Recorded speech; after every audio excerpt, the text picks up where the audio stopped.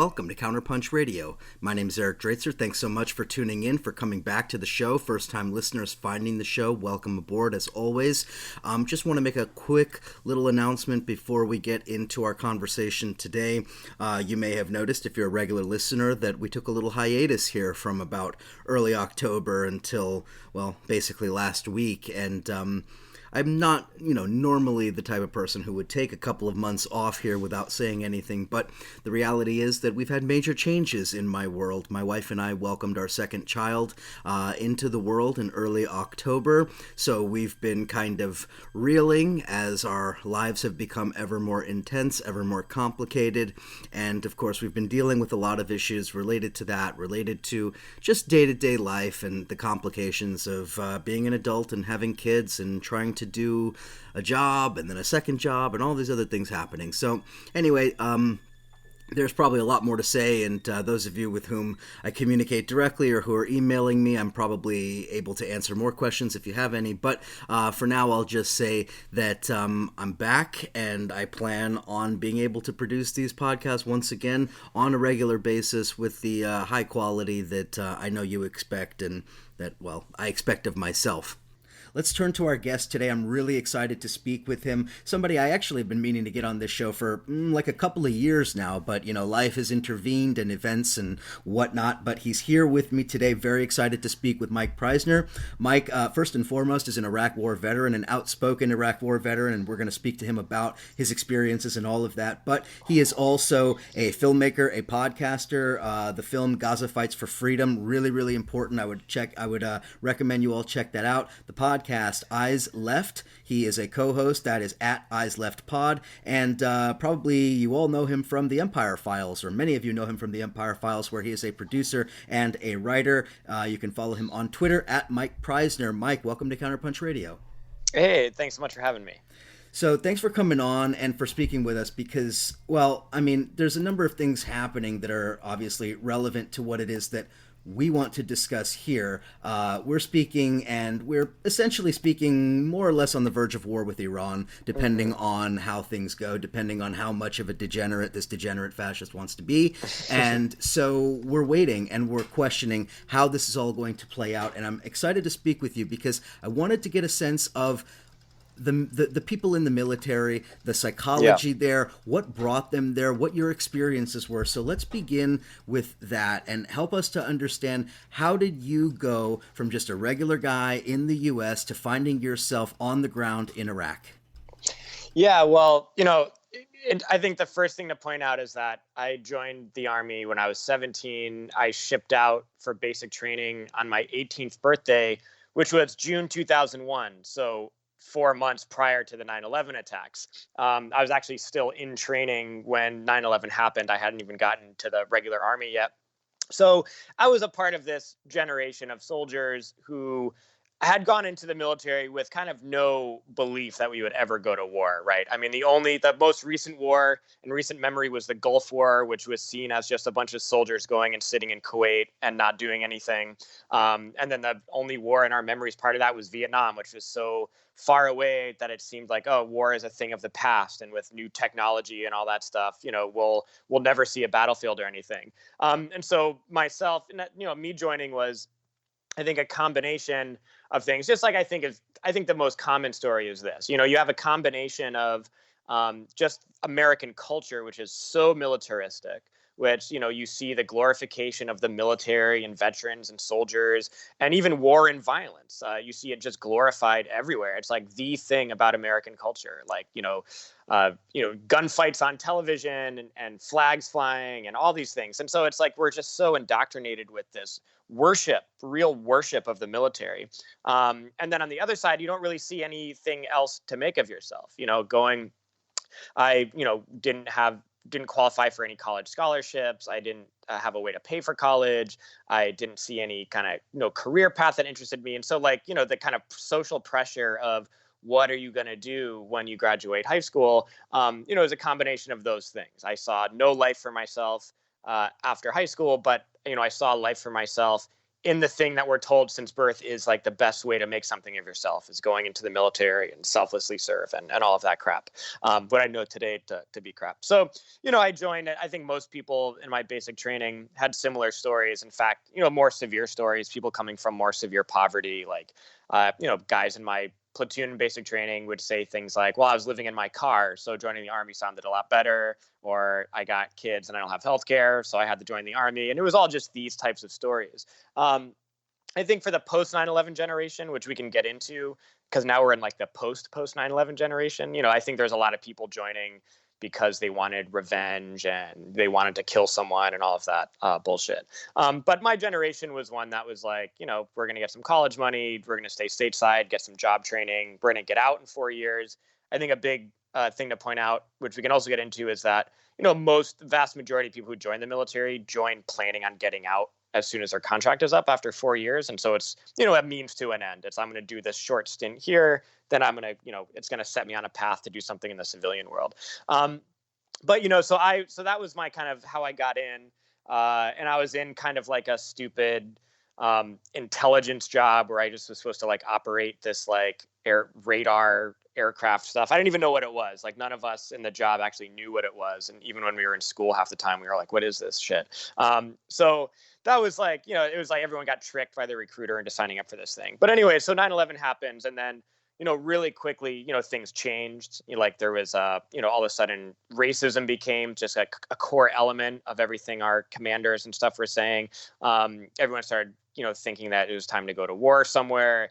And then all of a sudden, like the Iraq stuff started popping off, where all of a sudden all the language was turning towards Iraq after Afghanistan had been invaded and everything.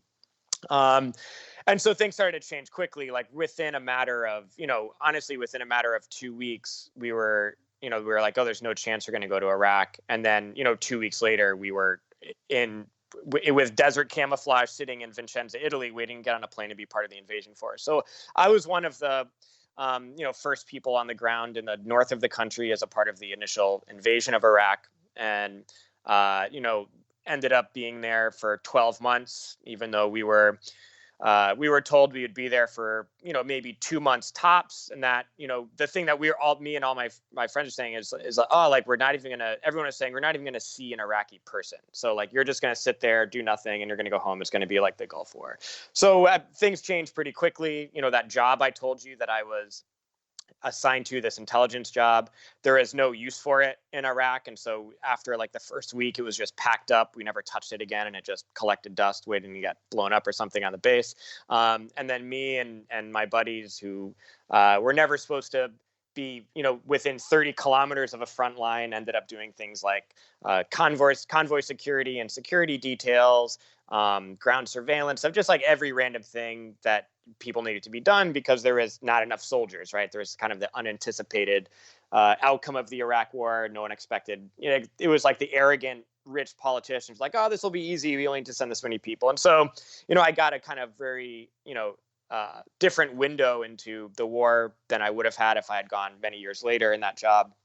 But over the course of that 12 months, my opinion of the war and the government and the military just really started to fall apart. The stupidity of it all, the inhumanity of it all.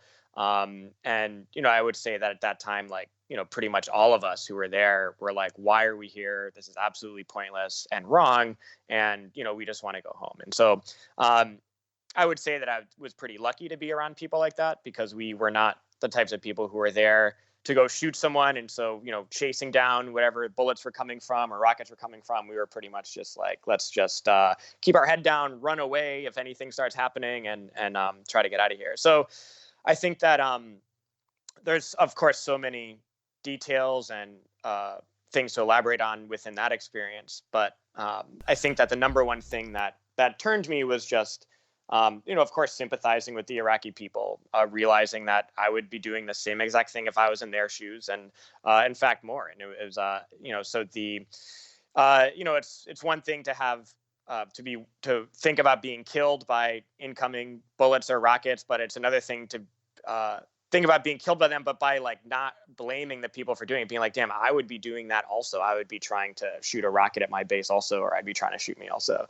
And so kind of really identifying with the people that we were told were terrorists for shooting at us. All of us were pretty much like, I saw Red Dawn like this. They're living in Red Dawn right now. So I came home kind of like frustrated, angry, felt like we had been been totally lied to and used as cannon fodder in a way that like our lives meant nothing to the politicians. Bush and Cheney and Rumsfeld, they were obviously, liars who, had just such open connections to oil companies and the military industrial complex, Halliburton, all that stuff. So it was very clear to us that they were gaining a lot. We were, losing everything. And so that was around the time of stop loss. And so all of my friends that our unit got stop lost, meaning that when your contract is up, you're stuck in the Army, you can't get out. I fortunately had to have a major surgery. And so I was absent they took me off the stop loss rolls, but all of my friends who were supposed to get out of the Army at the same time got stuck for another several years, sent back to the worst part of the war for like 18-month deployments, came home very different people.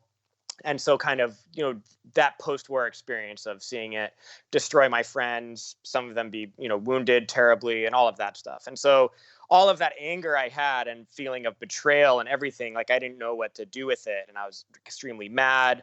I hated the Army. I hated the Bush administration. I hated the war. And then it wasn't until I didn't even know that there was an anti-war movement. And so shortly after I got out, someone was passing out an anti-war leaflet, and I was like, oh damn, like I'm against the war, and I was just in the war. This is like 2005, so it was like things were still heating up and everything. And so that sealed it. And then so I went to my first anti-war action, started going to this is when there was big actions being organized in Washington, D.C. And so I was living in Florida at the time. We'd organize convoys of cars to go up to D.C. for these big national mobilizations. And the end of the story is that I went to my first big mobilization in DC, and I decided to wear my Army jacket like I saw in like the movie Born on the 4th of July. Like all the Vietnam vets wear their Army jackets to the anti-war protests. So I did that not thinking I was going to see any other veterans. And as soon as I got there, I saw a guy with the same combat patch as me. And I ended up, meeting dozens and joining hundreds of other veterans there at that demonstration, that march on the Pentagon. And so it was then that I realized that, I could do something. Everything I had gone through didn't have to just be this terrible thing in the past. I could use it as a tool to kind of influence others and make a more powerful stand against the war, wearing that same uniform I hated so much. So your experience came first, and only then did you discover and embrace a sort of left anti-imperialist politics?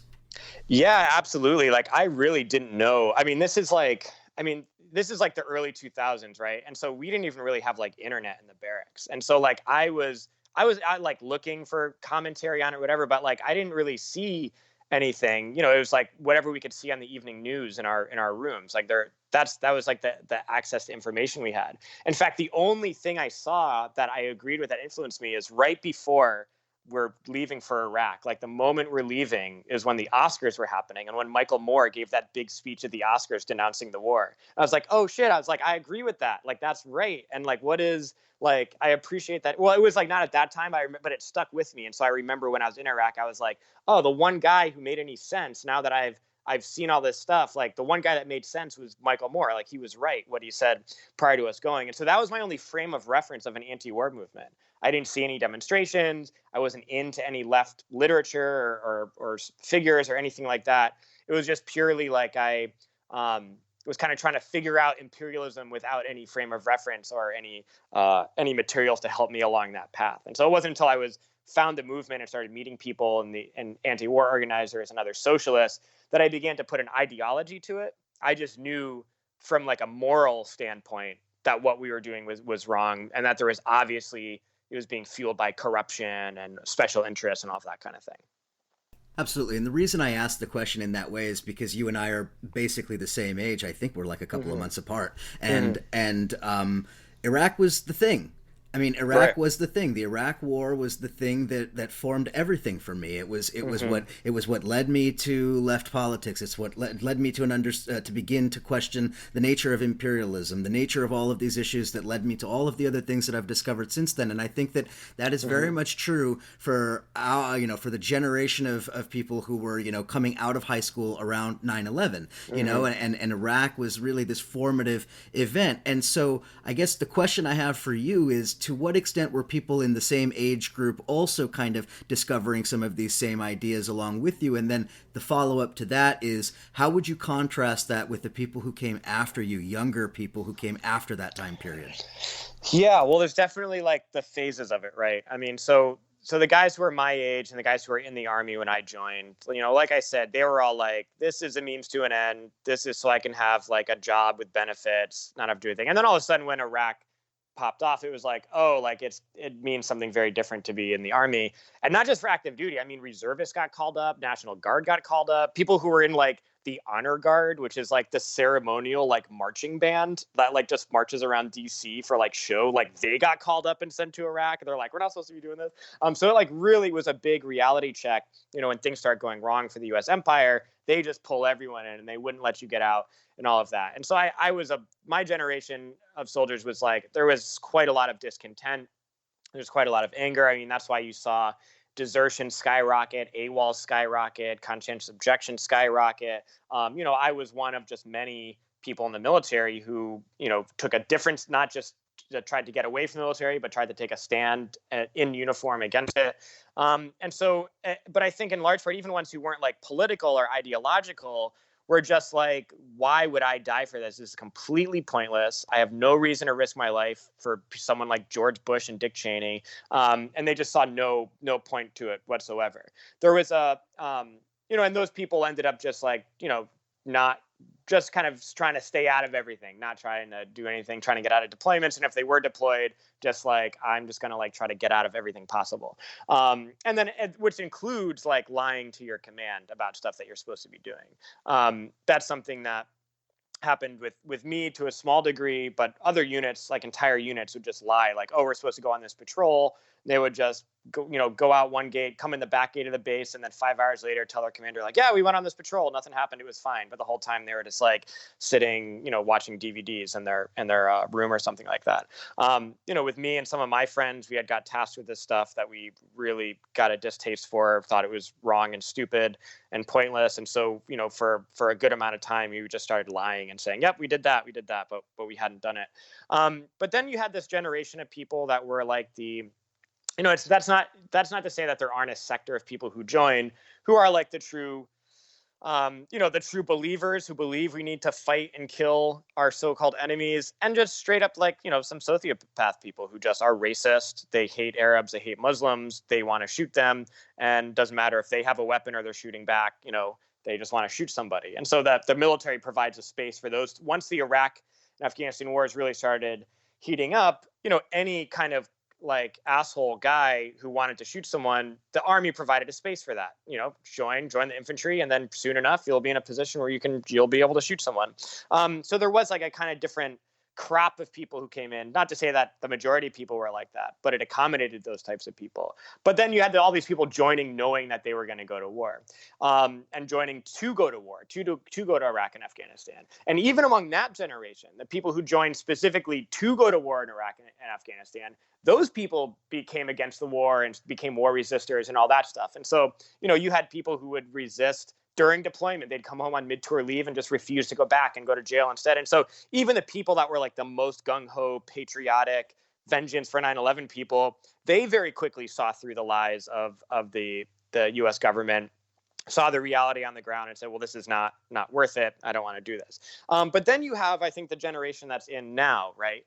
The war in Iraq had, the U.S. still technically occupies Iraq, but the occupation in terms of what it really means to occupy, like manning traffic checkpoints, raiding homes at night, patrolling the streets, shooting people walking down the street, like all this stuff that the U.S. occupation is. The U.S. occupation was like a retreated to like the green zone, embassy zone now. So Iraq wasn't a deployment spot anymore. The Afghanistan war, after the troop surge in which the U.S. was essentially defeated, going to Afghanistan, the tempo is so low. There's not many people who go, and if you go, you're holed up on a base somewhere where you're relatively safe. And so over the past few years, it's kind of like the pre 9/11 generation joining again, where it's people who don't expect to be going to war. It's like the means to an end. In fact, the Army just in 2019 set a record for its recruitment quotas. And even the commander of recruitment came out and said, yeah, we recruited so many people because there's so much student loan debt. So it was easy for us. And so you have this generation, these people who don't see a future, who can't pay for school, or if they've paid for school, they can't pay off their debt and things like that. And they see the military as an option because they say, well, the Iraq war is over. The Afghanistan war is basically over. I'm not going to be faced with a kind of reality of getting my legs blown off or my face burned off or something like that. But you have that coupled with the fact that younger people today are just more politically conscious. And so I think that the combination of the composition of the military today is people who are in worse economic situations than my generation was when we joined, but also have more political awareness, I think is kind of the reason that the outpouring of opposition to the Iran war from within the military is so much greater than I saw during the height of the Iraq and Afghanistan war, which is pretty impressive because it was big at that time.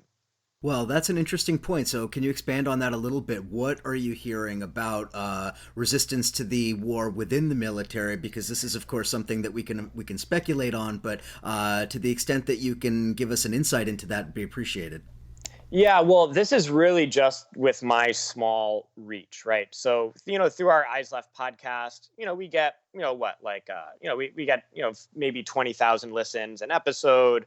We have 12,000 followers on Twitter and our Instagram. But just with a small message we put out through that platform, that very small platform that, we have a base in the military that listens to it and followers in the military. But just with that really small platform, we put out a statement saying, if you want to refuse to take part in what's going on in Iran, or if you see this as your wake up call to now get out of the military because you now realize what you're a part of, please contact us and we'll give you some help. And for 72 hours, all I was doing was being in touch with people in the military who had responded to that call. And so dozens and dozens of people, and I don't mean just 2 dozen, several dozen people reached out and said, I want to file for conscientious objection. What are my options if we get deployed and I'm not a CO and I just want to go AWOL, all of that. And so that was really overwhelming. And I really wasn't even prepared. And that's just people that were contacting me directly versus the people that we just said, contact the GI Rights Hotline. The GI Rights Hotline, which provides expert counseling and advice to service members about their rights, their phone was ringing off. They were filled to capacity and all the people that they could talk to. And so just with that small platform that we had putting out, the number of people that responded was so huge because we've been doing this work for a long time. During the height of the Afghanistan war, where things like wounds to genitalia had increased by 95%. So every soldier going to Afghanistan was like, oh damn, the most common wound is getting your genitals blown off from stepping on a mine. So people were really thinking oh shit, do I really want to go to Afghanistan for this kind of pointless, endless war? Even during that, we had a very big public campaign that got mainstream media coverage. We were going to bases to do outreach, leafleting on base, telling people they didn't have to go to Afghanistan, really hitting a wide audience. And we maybe had 5 or so people from that whole, months-long campaign to get soldiers to become war resistors against the Afghanistan war, people who are in units that were deploying. We'd go to a base where thousands of troops are going to Afghanistan and make sure every one of them got a leaflet saying you don't have to go if you're on the deployment list. And a very small number of people actually answered that call, although many people did and became conscientious objectors and got out of going on that deployment. But the number of people that responded to this was just so overwhelming, and it really showed me that there's just a different crop of people in the military today, a different level of consciousness. And I think that, for the duration of the Trump administration, yeah, Trump was obviously this horrible figure that most people in the military hate, but they weren't really confronted with the reality of having to go to war for Trump. And as soon as reality hit, as soon as it was war can happen fast and war is happening, as soon as that reality hit, everyone was like, what is my way out? Because there's no way I'm dying or killing for Trump. Indeed. All right, let's take a quick break. On the other side of the break, I want to talk a little bit about what's going through some of these 18 and 19-year-olds' minds right now as they're watching the news on TV and thinking about what they may be facing. And then if we could maybe get into a little bit about the historical legacy of the kind of work that you're doing and the important work that was done in previous generations and how you're building on that. So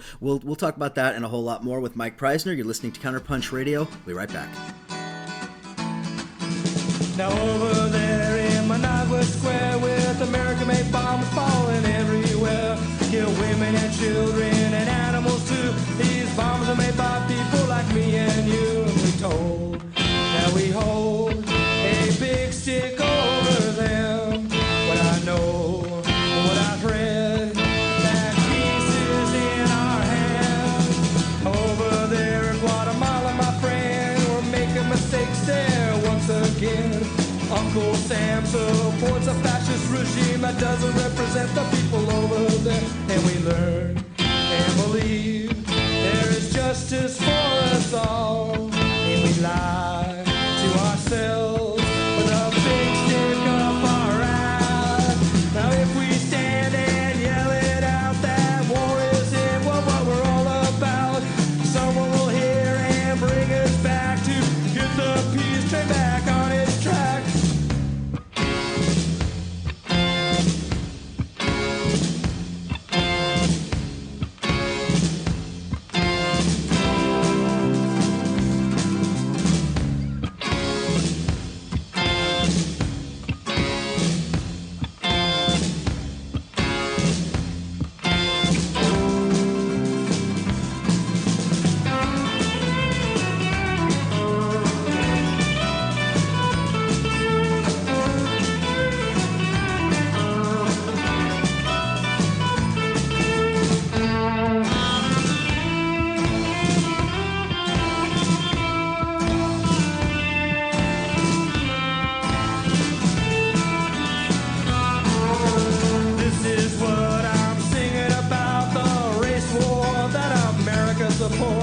Indians will never die. They'll do just fine if we let them try. And I hope we're never told that peace is in our hands. If we stop, there is time to heal the scars we cause.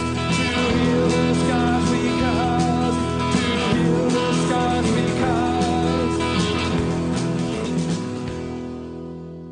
And we're back here on Counterpunch Radio. I'm chatting with Mike Prysner. You got to listen to the podcast, Eyes Left Pod on Twitter. Very, very important, as we were discussing before the break. So, Mike, the work that you're doing is so critical. I mean, organizing within the military is just about as critical of anti-war work as you can do. So I want to ask you, to what extent have you read up on and understanding the historical antecedents to what you're doing? Because the history around the Vietnam War and war resisting in Vietnam is, of course, very, very important and plays a role in, I would imagine, some of the work that you're doing today. So can you talk a little bit about that? Yeah, absolutely. I mean, that history is really what is the reason why we do what we're doing, why we started Eyes Left Pod as like a specific way to reach people who are in the military, who are developing politically in a way where we can intervene at times like this when a war is starting. Of course, there's the developing people politically in the military to bring them over to socialism and anti-imperialism, but also at certain moments it could prove like a key influencer, which I think it did in some way with this current Iran crisis. But of course, this history spans like the history of war in general. I'm not even just talking about the United States. As long as there has been imperialist war, there have been sectors of the military that mutiny, that rebel against it, that join the other side, join the oppressed, the people who are being attacked. And in some cases, that was the factor that led to revolutions happening. Look, in the Russian Revolution, it was soldiers that were the reason that the Russian Revolution was successful. If you look at the revolution in Portugal, it was a mutiny of soldiers, another imperialist country, a mutiny of soldiers. That's the reason that Portugal was able to overthrow its fascist government. And so throughout history, I mean, in countries, both imperialist countries, in inter-imperialist conflicts and conflicts of colonizing countries and others, you always see a sector of the military that can develop a political consciousness and that can be decisive at certain key moments. Of course, in the United States, there's a great history of that as well. In every conflict. I mean, we're talking even like, the U.S. war on the Philippines, where you had black soldiers defecting from the U.S. side to the Philippine side, fighting with the Filipinos against the American soldiers. And so there's like the history is rich and it's important for people to learn about. But as you mentioned, Vietnam is like the greatest example. During the Vietnam War, there were so many different types of anti-war organizing. And I think there's a misconception that it was just because there is a draft, that because there is a draft, you had all these people who didn't want to be in the military, and so they became radical anti-war activists. But the movement within the military of soldiers, anti-war soldiers, was not just draftees. It was a lot of volunteers also. It was people who realized through the course of their experiences what the war was really about and how they felt about it and the role that they wanted to play. And so resistance took so many different forms. I mean, one of the things that like is very exciting is like the work of Andy Stapp and the American Servicemen's Union, which is like a union of anti-war soldiers they started, which apparently had tens of thousands of card-carrying members, where they had an anti-war newspaper that they distributed to soldiers on the front lines. Like helicopters would be bringing this anti-war newspaper to give to soldiers, like infantry troops who are in the trenches. And there was actually hundreds of anti-war papers that were written, published, and distributed by active duty service members, which explicitly were saying refuse to fight in the Vietnam War. And so you had that kind of like, traditional grassroots style, like almost like union salting type organizing. But then you just had like straight up mutinies where you had entire like companies of infantrymen who were like the frontline fighters who would just sit down on the battlefield and say, you know what, we're not going on these missions anymore. And sailors who would like sabotage their equipment. They would like break all the radios on their ships. And so missiles couldn't be launched in Vietnam. And these are all people who, through their experience, realized that the moral stand that they needed to take. And it was so powerful. In fact, it became so widespread that it hindered the war effort, the Vietnam War. The top commander in Vietnam said something to the effect of like half our army is mutinying and the other half is on drugs, just like sitting in Vietnam and smoking weed and refusing to go on patrols. That was another form of resistance. And so the generals just could not depend on the military anymore. The ground forces in particular, people were refusing deployments in large numbers, even when they would try to deploy the army to put down anti-war protests. There's entire companies of National Guardsmen that refused to get on planes to go repress anti-war demonstrations. And so there is such an organic and widespread discontent within the military that it like outnumbered the people that were pro-war in the military. And so the U.S. had a crisis on its hands.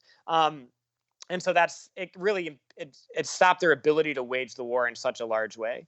And so I think that's the most important historical lesson. But even since then, we've seen similar types of organizing take place, and that potential has always been there. Nothing on the scale of Vietnam, but of course, the scale of like kind of the political movement in the country and the scale of death in Vietnam both played a factor in that. Well, and that's part of the reason why I'm bringing it up, because I don't think that people today have a good sense of what a large-scale war would actually entail, right? Because a war with Iran is a large-scale war that will really be a regional war. It will involve numerous countries. It will involve, it would be of a scale that's difficult for most people who are alive today to really grasp, at least people in the United States to grasp. And so the kind of work that you're doing and the kind of work that would need to be done would absolutely be on a scale equal to, if not greater than what we saw in Vietnam. Yeah, that's true. The estimates from the military is that a war with Iran would be like 10 times as bad as a war with Iraq. That's, I think, maybe a conservative estimate. But the Iraq war at its height of bloodshed, there was, about maybe 100, 150 U.S. troops a month being killed there. And, you probably had several people a day being horribly maimed, losing their legs, being burned over their entire bodies, stuff like that. So that was like a huge shock. That level of U.S. casualties was so shocking to the American public and to the military, where it was like, you're going to drive outside the wire, you are guaranteed one of the vehicles is going to get blown up. It was like such a shock to everyone that's when you saw a lot of people, refusing to go back, refusing to go, and because you're kind of confronted more with do you really want to die for this? Do you really want to kill someone for this? When it's not, less theoretical, it's less hypothetical. It's like, no, this is going to happen. How much do you really believe in this? And so I think the Iran war, the kind of outpouring of resistance from within the military to the Iran war had something to do with that. I mean, people realizing that they would kind of bear a brunt in a way that that didn't in the Iraq war. But I think it was more just the kind of political, revulsion to Trump and what he did, and I think that it was the American casualties hadn't started yet. I mean, once they start happening, that's when you're really like, oh, this is really real. Do I really want to, lose my legs for this? But I think that the opposition was just purely because people saw through what Trump did, saw it as a terrible act, something that just kind of put so many lives in peril because this guy is just like belligerent, and then all these, rich and privileged, generals and lobbyists and stuff were like pushing him to do this thing. I think that it just, is encouraging. I think that one of the examples is, like, of course, there's on foreign policy, but just as like a barometer of where people are at. Bernie being, of course, the strongest, came out with the strongest opposition to the Iran war, considered, like the most critical of U.S. foreign policy, the military-industrial complex, and things like that. Bernie Sanders has gotten more donations from active duty service members, mostly lower enlisted people, much more than Trump, Biden, Buttigieg, Warren, all of them combined. Like Bernie has gotten more. And so if you think about that like the mindset of people in the military who identify with someone who calls himself a socialist and identify with someone who has such harsh critiques for U.S. foreign policy, that when Trump's about to get you in a war, that like, where are those people going to fall? And so I think that that's another component of what we're seeing today is this kind of the popularization of socialism and critiques of capitalism and all of that have come to the fore in the past couple of years. I think that's very well said, and I have to say that I think one of the other aspects of the kind of work that you're doing is in preventing the young people from ever joining in the first place. And that's where I have some experience as a former public school teacher in New York City. I saw military recruitment all the time in the schools. I mean, it's the most common thing you can imagine in public high schools. And it's a very prickly conversation to have as a teacher, because there are certain lines that you have to abide by and whatever. But I just wanted to bring that up because I wanted to get a sense from you, if you could, and I realize you're not, an 18-year-old kid today, but if you could, for those of us who have no reference point for it, what's going through their minds right now? I mean, there's uncertainty. They don't know that they're going to Iran or not going to Iran, but they know that they might be, and they know that they might be headed into something that they didn't think that they signed up for. So help us to understand what they might be thinking now, and then secondly, how we might help them if they're in our family, if they're our nephews, if they're our brothers, or whatever it might be.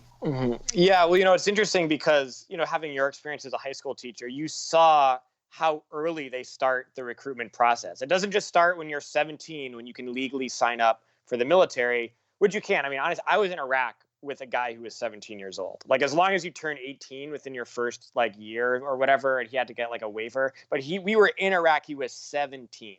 I was only 19, so I didn't think it was a big deal then, because I was like, oh, we're almost the same age. But being in my 30s now, thinking back to what it was like to be 17, it's like, damn, the decisions you make when you're 17, you're a fucking kid. You're a fucking kid. You look at the world, God. You're a kid. You don't know shit. Not shit talking on youth, who are very smart and politically aware, but you also the responsibility of making a kind of decision of shooting someone you shouldn't have when you're 17. But the recruitment process starts much earlier. Officially, now we're not even just talking about indoctrination and propaganda, but the military starts logging people, tracking people at age 12 or 13, depending on your state. Absolutely and right. JROTC starts in middle school, and so you can be brought into the actual formal military recruitment process before you're even a teenager. And so there's that.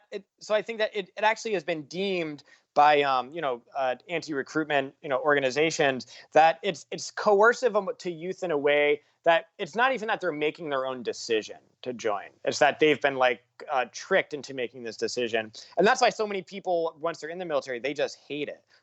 Honestly, the number one thing people are trying to do in basic training, like a quarter of the people are trying to get out of the Army. Like they're, as soon as they're in, they're like, oh shit, this is not, I realized I made a mistake and trying to get out. So I think that a lot of, there may be a lot of, I think that I can't say what's going through people's heads right now, but I think that the number one thing that's going through people's heads, especially young people in the military today, is I think what was going through my head, when 9/11 happened and especially when the Iraq war was starting, is that, when you're a young person, you're looking at the military and all this stuff, it's all very like abstract to you. It's like, oh yeah, I'll go in, maybe if we go to war, I'm ready for it, whatever. And it's all just like, it's not real, especially when you're joining at, 17, 18, like none of it's real. Like it's just like a fantasy. It's just abstract, as I said.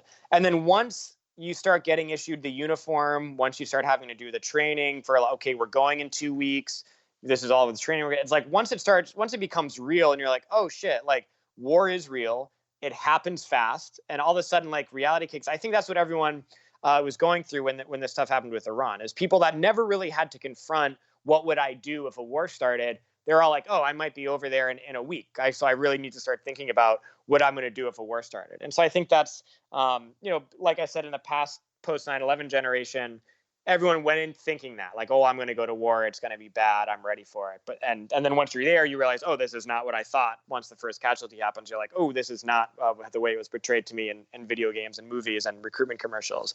But those today, really had never had to confront this before in the way that they are now. And I just want to get a sense of how your years after the military have colored your perspective looking back on it. How do you view that time now, like 15, 16, 17 years later, versus what you were feeling when you first got out? Oh, man. I think when I first got out, it was just like a lot of, first of all, it's just like it's a difficult personal adjustment to having been in the military, been through that experience, and to kind of try to socialize yourself back into the real world and, go to school and not feel alienated and all of those things. So like, of course, like psychologically and emotionally, there's that side of it. That, of course, is a long process. But then there was just like, there was just a lot of anger and rage. And I think that was like the dominating thing then, angry at the president and all of that stuff. I think that, the period and the immediate period afterwards, I think one of the reasons that it was hard is because, the war was just getting worse. I was fortunate enough to where, when I was there, the Iraqi resistance was not nearly as organized as they got by like 2005. So it was like, one guy with an AK squeezing off, an entire magazine and then throwing the weapon down and running away. Whereas like the actual, they actually became far more sophisticated and organized. And so when the body count started going up, it was difficult for me to be demonstrating against the war, but with the war just getting worse and more brutal.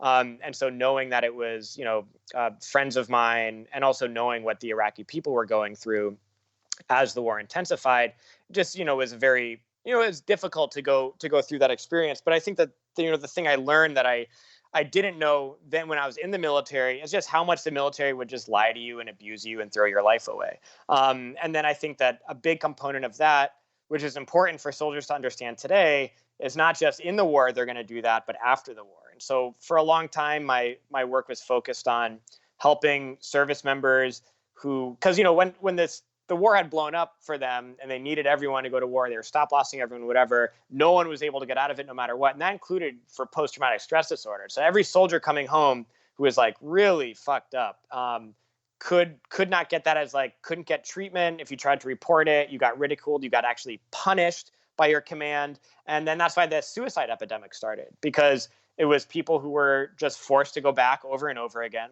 were not given any treatment, and were in fact punished for seeking treatment. So a lot of the organizing we did with active duty soldiers was organizing for the right to mental health care and organizing for the right of PTSD to exempt you from another deployment. And so it was a different form of war resistance, was saying, if you have any PTSD, you should legally be exempt from going again, and you have the right to resist to go back to Iraq or Afghanistan on that basis. But it was just, it was horrific. And so just the kind of personal stories I was exposed to, family members of soldiers who had committed suicide, were just, it was really harrowing. And it really showed, I thought I knew the military getting out. And when I was in, I was like, yeah, the military is dumb and it sucks.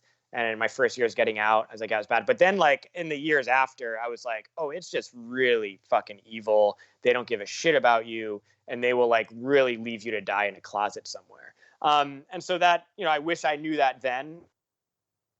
How much my one regret is waiting till I got out to start organizing against the war. When I was in, I spoke out about it to my friends and stuff, but I didn't use my position in the military to try to form any kind of resistance or speak out while I was in the military to the media or anything. And so that's why it's encouraging when people today, when they say they want to file conscientious objection, it's always, well, you can also do this publicly and you can also inspire others to do the same thing. But yeah, I don't know if that answers the question, but no, absolutely. No, absolutely. And I think it's important because especially, in the 21st century in the United States, the military is so far removed from the public consciousness that the everyday existence of somebody in the military is just something that most of us don't have a reference for. And I guess that really kind of leads me to my final question. And I don't know whether you can even answer it, but just wanted to throw it out there to you. In your opinion, what, if anything, can those of us who are obviously not in the military and not necessarily connected to people in the military, what could we do to aid in the sort of efforts that you're engaged in? I mean, if it's just emotional support, or if there are particular organizations that you can point people to, or what would you tell the people who want to help you and people like you doing this sort of war-resisting work? Yeah, well, I would say that everyone does have a connection to someone in the military. I mean, it's like it's our class that gets recruited and sent, right? And so even if you don't know someone directly who's in the military, you know someone who knows someone directly who's in the military. And so like you're not very far removed from people who are serving in uniform right now. And so your reach, even though if you think it's a small reach and you don't have a connection to soldiers, it is there. You know someone who knows someone who's in the military. And at key times, like when this Iran stuff is blowing up, all those people were willing to listen. And so I think that's why we got such a response from the Eyes Left call for people to contact us if they wanted to resist, is because people just shared that. Someone who saw it, who knew someone in the military, shared it with them. And so the reach became very large once, everyone tried to say, does anyone know anyone? And then someone did know someone. And so it's like, it's interesting because at the anti-war protest last night, this was an emergency action, anticipating Trump responding to the Iranian missile retaliation. When I was speaking at that march, I asked the crowd, I said, who here knows someone directly who is in the military right now? And it was almost everybody there. Like as I was actually surprised by the response. It was so many people there. And so I think that what those people can do, even if you don't think you know someone directly, is when in general, like in normal times, people in the military aren't really going to be open to hearing about their options for resisting or fighting Trump from in the military or anything like that. But at moments like this, everyone is looking for this kind of information, or at least thinking about it. So there are the opportunities where we can really capture the attention of service members. And so, of course, there's the work that we've been doing. There's a group called Courage to Resist, which helps war resistors. I think the number one thing to spread to people is the GI Rights Hotline. And so, of course, just disseminating that information, saying if anyone in the military needs help, call the GI Rights Hotline. They have great counselors that are very much oriented towards getting people out of the military and the variety of options you have to get out of the military. But I think, honestly, the number one thing people can do is just be a participant in the anti-war movement. The reason that I went on the path I did is because someone was passing out a leaflet, and I got that leaflet. I connected with them. I connected with the group. I went to the demonstration, saw that there was a lot of people there, was inspired by it. And that was the end of the story. That everything from that on was on that path. And so we need people to be the people passing out the anti-war flyer. I mean, if that person hadn't volunteered that day, who knows how long it would have been before I got a flyer and what the path I would have been on then. And so it's like the things that you do that you think are small and insignificant, even just showing up to a demonstration or volunteering to do outreach for it, it has a bigger impact than you think, because the people that were like me when I was 19, like they're open, they're looking for it, but they just haven't been reached yet. And the more people we have who are participating in the actions that can reach them, the more people are going to be reached. I think that's very well said. We'll have to leave it there. Mike Prysner, thank you again for coming on the show. The podcast, Eyes Left, on Twitter at Eyes Left Pod. Of course, the Empire Files, and follow Mike on Twitter at Mike Prysner. Mike, thanks so much for coming on Counterpunch. Really appreciate that and all your work you're doing. Thank you so much, man. I love the show. Keep it up. Thank you, listeners. Thank you. As always, we will chat again real soon.